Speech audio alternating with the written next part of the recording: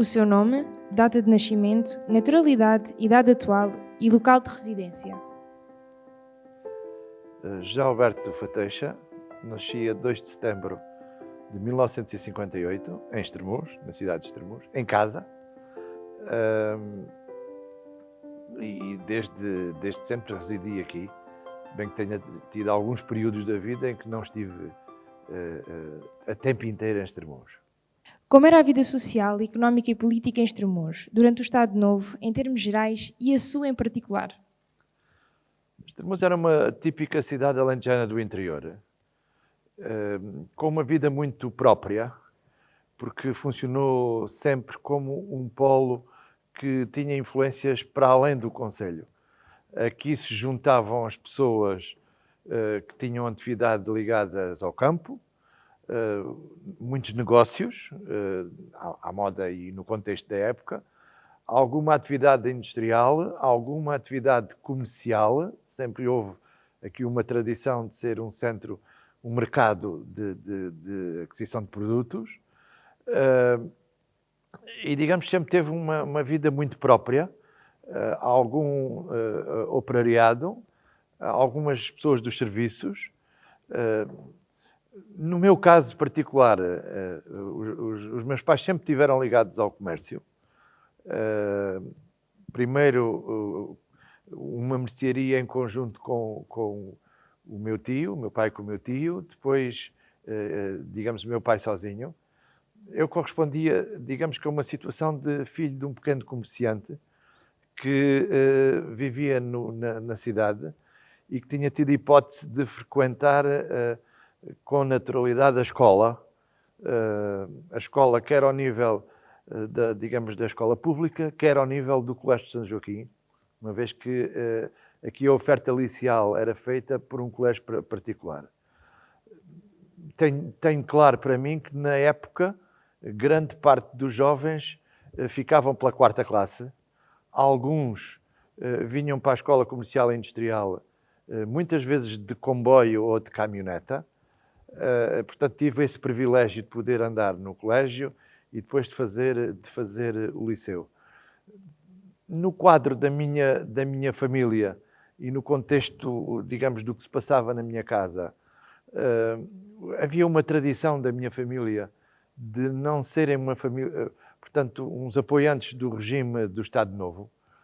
Aliás, nós vivíamos na mesma casa em que também vivia o meu avô, que era sempre um antimonárquico desde a primeira hora, uma vez que lembrava-se ainda, digamos, de ver o Dom Carlos, na sua passagem do Emeixal para Vila Viçosa. Nunca houve simpatia pelo Estado Novo. E sempre ouvi conversas sobre a contestação ao regime, sempre ouvi conversas sobre a importância das pessoas poderem escolher os caminhos que entendessem. Sempre ouvi conversas sobre pobreza, sobre dificuldades que as pessoas passavam, e havia muita gente com dificuldades. Sempre ouvi conversas de extremocenses que iam, por exemplo, ver os assassinatos na Praça de Torres de Badajoz dos republicanos, ou da dureza das questões associadas à doença. E, portanto, tinha noção, por aquilo que presenciava no estabelecimento comercial do meu pai, dificuldades de muita gente.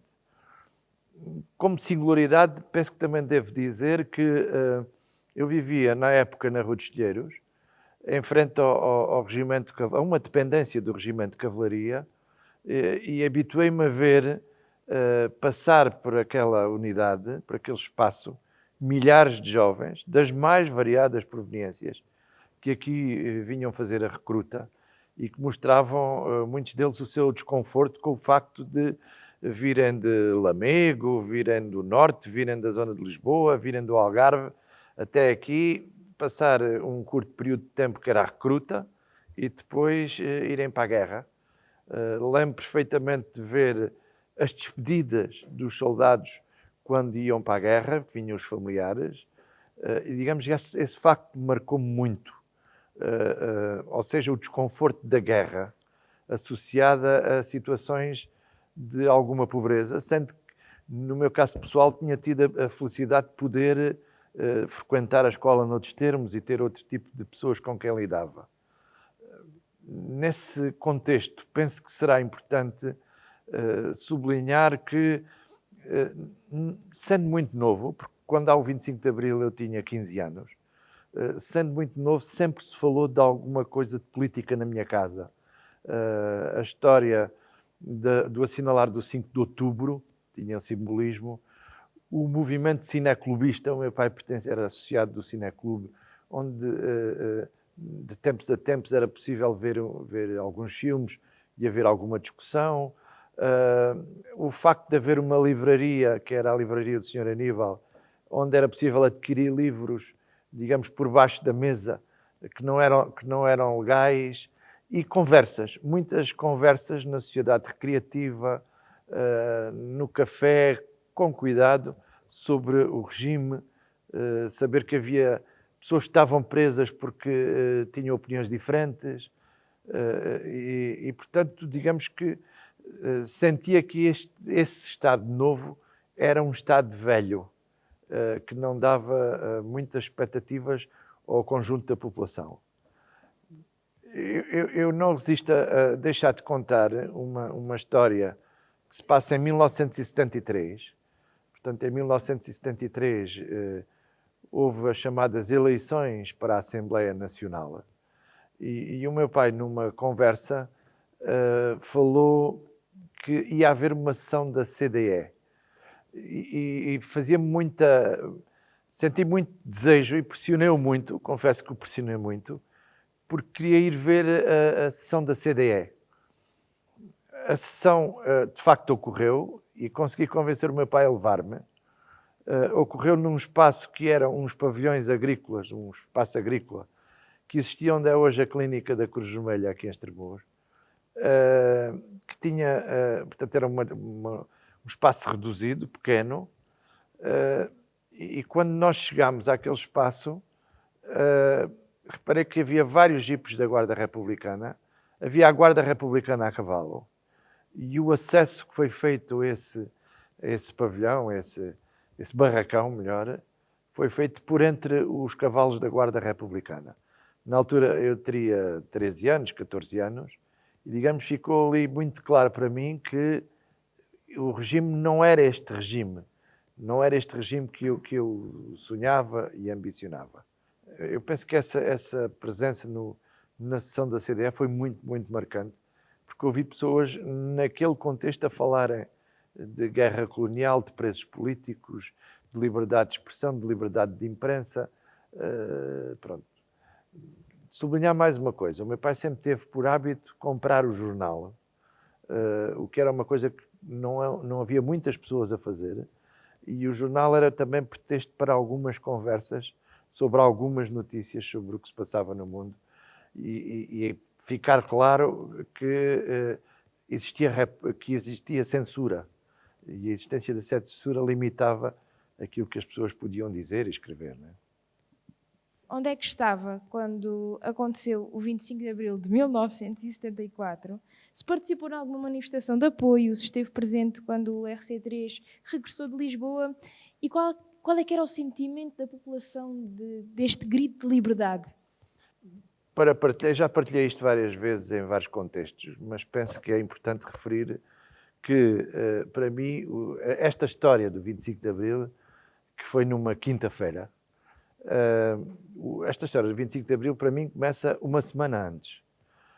Na altura, o Estremoz tinha uma equipa de hóquei juvenil que participava no campeonato de Lisboa, e nós, grande parte das equipas que participavam nesse campeonato, além do Benfica, do Sporting, etc., eram da linha de Estoril. Isto é, eram de Cascais, Salesiana de Estoril, Paredes, Oeiras, Paço de Arcos, Algés, e nós com muita frequência íamos a jogos na linha de Estoril.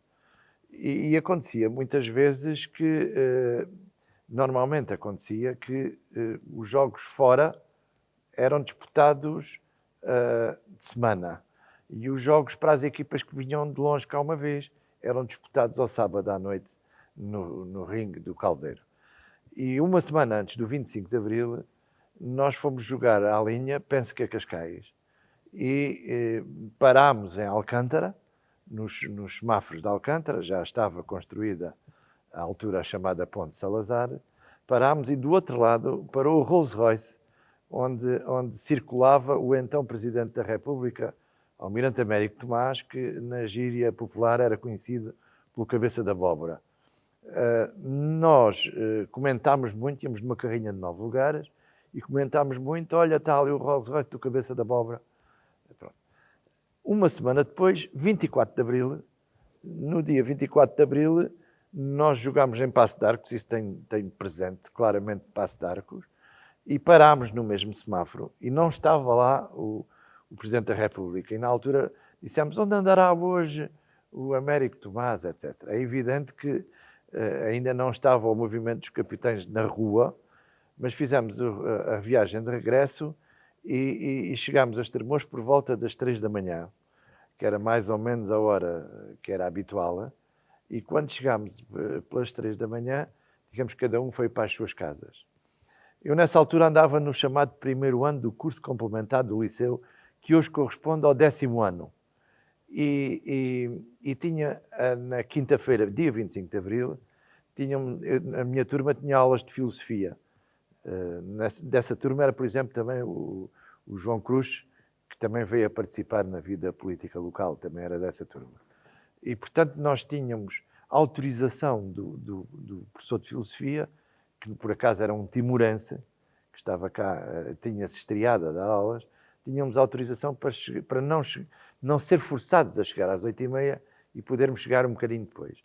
E, portanto, quando acordámos, percebi em casa que havia alguma coisa de estranho. Alguma coisa estava a passar, porque havia comunicados militares e a emissora nacional, como se chamava na época, tinha uma programação diferente. Quando cheguei à escola, lembro de ter comentado com os colegas e as aulas pararam logo de seguida. Pouco tempo depois pararam de seguida. Aulas que funcionavam onde é hoje a escola básica, a sede do agrupamento. O antigo colégio, portanto. As aulas pararam e mais ou menos a meio da manhã, 10h30, 11h, o então professor de Moral e Religião, de Júlio Esteves, ele tinha um Peugeot e parou no pátio, porque havia pátios para rapazes e pátios para raparigas, parou no meio daquele espaço, parou o seu Peugeot, abriu as portas, deixou o rádio ligado para podermos ouvir. E pelas meio-dia, coisa assim, mandaram-nos para casa, disseram, hoje não há aulas, está-se a passar alguma coisa no país e hoje não há aulas. E, portanto, digamos, fui para casa e, na medida do possível, fui acompanhando, quer na televisão, quer na rádio, o que se estava a passar. Lembro que, na altura, eu tinha um gravador de bobinas e lembro perfeitamente de ter gravado nas bobinas a comunicação da Junta de Salvação Nacional, que foi feita pela meia-noite e tal, 1h. Portanto, já lembro de ter gravado, ter ficado com isso nas bobinas. E nós sabíamos, porque não muito tempo antes, tinha sido publicado o livro Portugal e o Futuro pelo general António de Spínola, que nós sabíamos que era de Estremoz. E, portanto, havia uma certa expectativa sobre quem é que ia ser os rostos e aparecer uma pessoa de Estremoz a falar naquele momento, naquela noite, foi simbólico, foi importante. Pronto. Eu lembro que na época, como tinha o tal gravador de bobinas, gravava muitas músicas da rádio e de pessoas que tinham discos e já conhecia alguns cantores de intervenção e já tinha gravações de alguns cantores de intervenção. Lembro do José Mário Branco, do Sérgio Godinho, do José Afonso, do Francisco Fanhais, por exemplo. Portanto, quando há aquele movimento do 25, do 26, digamos que as rádios começam a passar em permanência músicas que não eram as músicas autorizadas, as músicas censuradas, muitas delas já as conhecia. A chegada dos militares foi uma festa. Eu acho que as pessoas não tinham verdadeiramente a grande maioria das pessoas não tinha consciência política, no sentido de quero isto ou aquilo, sentia que o país estava fechado em si, estava numa guerra que se sentia que não era muito justa, não estava desenvolvido. E quando chegam os militares, há verdadeiramente uma festa. Muitas centenas, pelo menos centenas de pessoas vieram esperar a chegada da coluna que veio com o capitão Moura, com o sargento Brás, que era uma figura muito conhecida e muito respeitada. E digamos que houve uma festa, há testemunhos fotográficos disso, que hoje estão na internet, e que eu acho que são simbólicos, digamos, de uma adesão. Lembro de ver muito bem na televisão, a chegada de Mário Soares, que veio de comboio de França, a chegada de Álvaro Cunhal, que veio de avião, penso que de Paris, a chegada de Jamário Branco, por exemplo, e aquelas canções cantadas ali no aeroporto. Lembro de ser muito... Na altura comprámos os jornais que podíamos comprar, os testemunhos da televisão da libertação dos presos políticos, que também foi algo importante. E depois o 1º de Maio. Em Estremoz foi talvez a maior manifestação que eu tenho memória de festa, foi esse 1º de Maio. Tal como foi um bocadinho por todo lado, tal como as imagens, por exemplo, do 1º de Maio no estádio 1º de Maio, passou a adquirir esse nome, foram muito simbólicas da festa, do sonho, era tudo possível, digamos assim. Recordo que o 25 de Abril não foi uma revolução, não foi uma mudança de regime que trouxe muitas mortes. Há 5 mortes unicamente, muito ligadas à PIDE e à reação da PIDE. Portanto, não se caracterizou pela morte ou assassinato de pessoas, e de facto houve um clima de festa. Nesse momento do reciclo também há registros fotográficos que hoje estão divulgados na net. Foi de facto muito marcante, muito emocionante. Aquilo foi um momento que não foi contra ninguém. Vieram umas pessoas falar. Só me lembro de conhecer o professor Cardoso, que estava aqui na escola. Vieram outras pessoas que eu não sei quem eram, mas digamos que houve um momento festivo de encontro, aquela ideia de quem está com dificuldade de respirar e de repente pode começar a respirar e a sorrir e a dizer coisas, etc.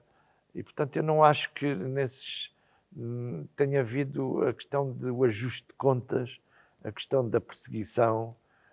Era a ideia que o país ia mudar e praticamente tudo era possível.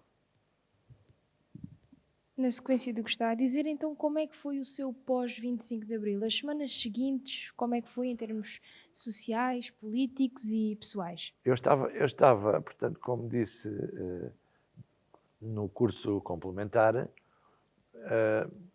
Sabíamos que havia o Partido Comunista, que estava... E eu sabia que havia pessoas que eram do Partido Comunista. O Partido Comunista foi a primeira força, digamos, que a abrir uma sede em Estremoz.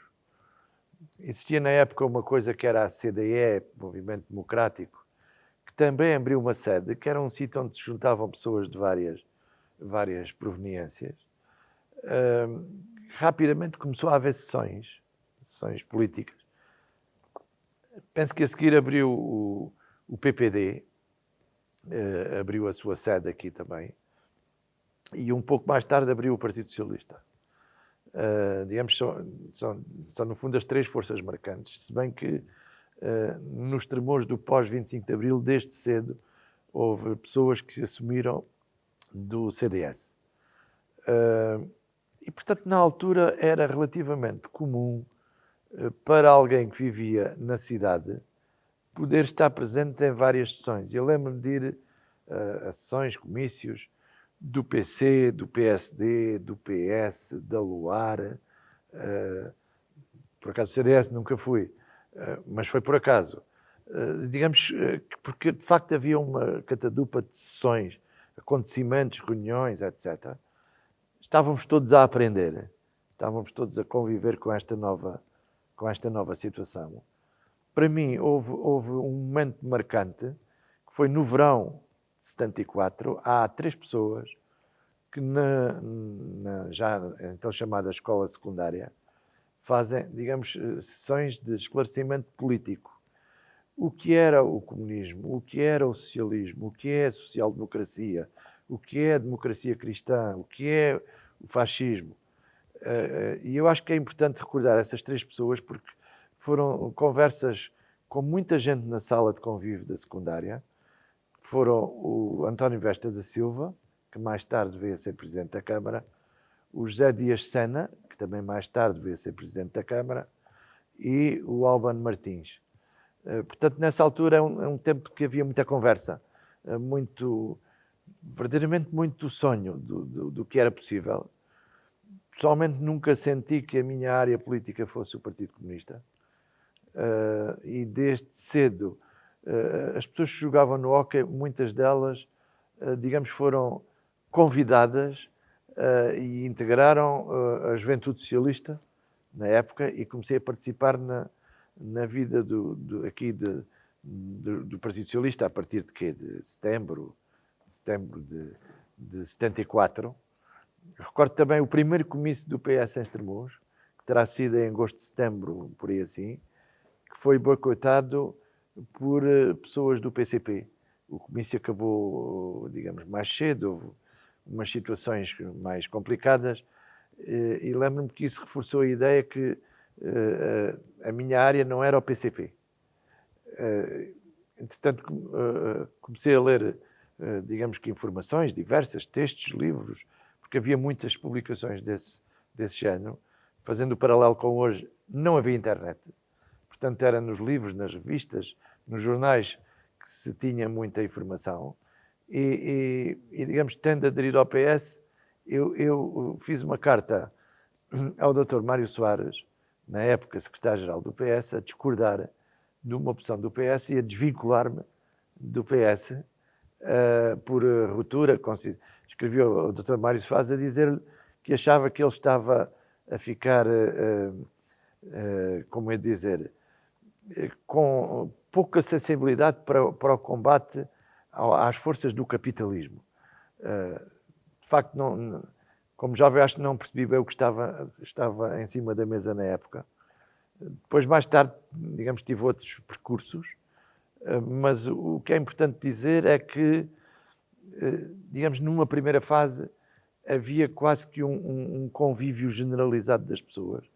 E a afirmação dos partidos leva a separação de percursos pessoais, que, digamos, em 75 se tornam mais marcantes, há mais divisões entre as pessoas, e digamos que é um momento mais crítico, também por isso, em termos do país, é chamado de verão quente.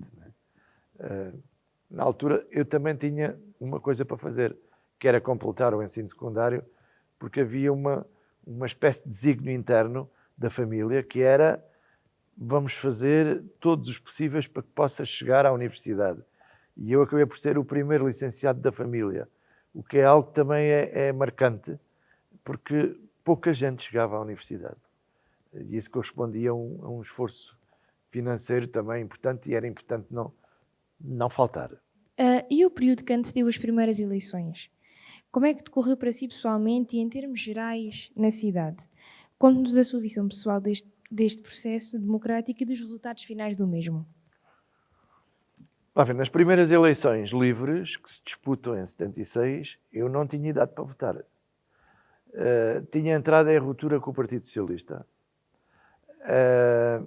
E estava, no fundo, a trabalhar. Tinha acabado de chegar à universidade. Digamos que havia ali um grande motivo, que era a vida universitária. Eu lembro que, na altura, digamos que a ideia da campanha, como nós a entendemos hoje, era algo que não existia. Isto é, havia carros de som, havia cartazes, alguns pendurados das árvores ou colados nas paredes, havia pinturas de parede, mas, digamos, o tipo de campanha, como eu estava, na época, já em Lisboa, digamos, não acompanhei de perto a campanha aqui e não tinha condições para acompanhar a campanha de Lisboa, porque, na época, eu perdia 2 horas por dia de manhã e 2 horas por dia de tarde para ir da casa da minha tia até à faculdade e da faculdade à casa da minha tia. Lembro-me que se votasse na época, votaria na UDP. Não votava no PS, no PCP, no PSD, no CDS. Havia mais um partido, que era a UDP, porque achava piada ao tipo de intervenção, achava-me próximo da votação da UDP. Digamos que esse foi o primeiro momento a que falhei. Eu penso que só votei pela primeira vez em eleições autárquicas, que foram no ano seguinte. Mas, de qualquer forma, sentia um fervilhar. Havia uma certa... Sendo as campanhas diferentes, havia a necessidade de haver sessões, comícios, pessoas na rua, isso mantém-se. Digamos que havia um ambiente político diferente daquele que é hoje. Mais natural, mais próximo. Muito ideológico. Hoje penso que as pessoas não têm a ideologia tão presente. As fraturas ideológicas não estão tão presentes. Mas essa também é a aprendizagem da democracia e de facto hoje, olhando para trás, disputou-se muito aí uma luta pela liberdade, a liberdade de escolha, a liberdade de existência de partidos políticos, de facto a afirmação de caminhos distintos para a sociedade, de projetos diferentes, o sim ou não à Europa, o sim ou não a pertencer à NATO, como é que vemos o papel do Estado na sociedade. Digamos que não acompanhei tão de perto, porque no fundo estava a fazer o meu percurso na universidade, só mais adiante, só já na reta final da universidade é que passo a ter mais disponibilidade para conseguir intervir noutros termos, neste caso na vida na universidade, e digamos com outro quadro de preocupação e outras vistas. Valeu a pena o 25 de Abril de 1974? Eu às vezes interrogo-me sobre como era a vida da época e como é a vida hoje. E o facto sem dúvida que valeu a pena. Valeu a pena porque Portugal vivia em guerra. Poderia ter tratado a descolonização de modo diferente, poderia. Mas em primeira instância eu acho que foi o regime anterior que não percebeu todo o movimento que se passou após a Segunda Guerra Mundial, em que há um número significativo de países que se tornam independentes em África, na Ásia, e Portugal quis estar orgulhosamente só percorrendo esse caminho, tentando levar para além do que era razoável, digamos que o domínio das colónias. Portugal podia ter preparado a independência desses países em conjunto com pessoas desses países, não os fez. Mas o facto de haver paz, o facto de termos noção que jovens que ou morreram na guerra ou ficaram com traumas de guerra, só por si marca toda uma diferença. Depois a questão da liberdade. A liberdade de podermos falar, reunir, concordar, discordar, sem sentir que pelo facto de discordarmos podemos ser presos, podemos receber retaliações. Depois o facto de poder escolher o caminho. Eu quero ser mais assim ou quero ser mais de outra maneira. Eu identifico-me mais com isto ou com aquilo. A liberdade que o voto nos dá para podermos escolher. E eu acho que hoje Portugal está menos atrasado do que o que estava. Muitas coisas estão por resolver. Subsistem problemas enormes. Mas, se olharmos, verificamos que hoje somos um país desenvolvido e à época era um país atrasado. É verdade que temos desequilíbrios grandes no território e nas pessoas, mas sem dúvida que sem o 25 de Abril isto não era possível. Não era possível termos circular pelo mundo livremente, não era possível sermos reconhecidos, não era possível sermos atrativos para outras pessoas, não era possível termos capacidade de levar tanta gente a fazer percursos académicos como levamos, não era possível que a vida dos homens e das mulheres fosse tão longa, porque não havia respostas médicas, ou tantas crianças nascerem com apoio, porque nascer em casa era sempre doloroso, era sempre de risco significativo. E, portanto, sem dúvida que esta ideia de sermos livres, sermos menos desiguais, de sermos mais solidários e de termos apontado para um caminho de desenvolvimento que os outros reconhecem em nós e muitos de nós não reconhecemos a nós próprios, sem dúvida que o 25 de Abril valeu a pena.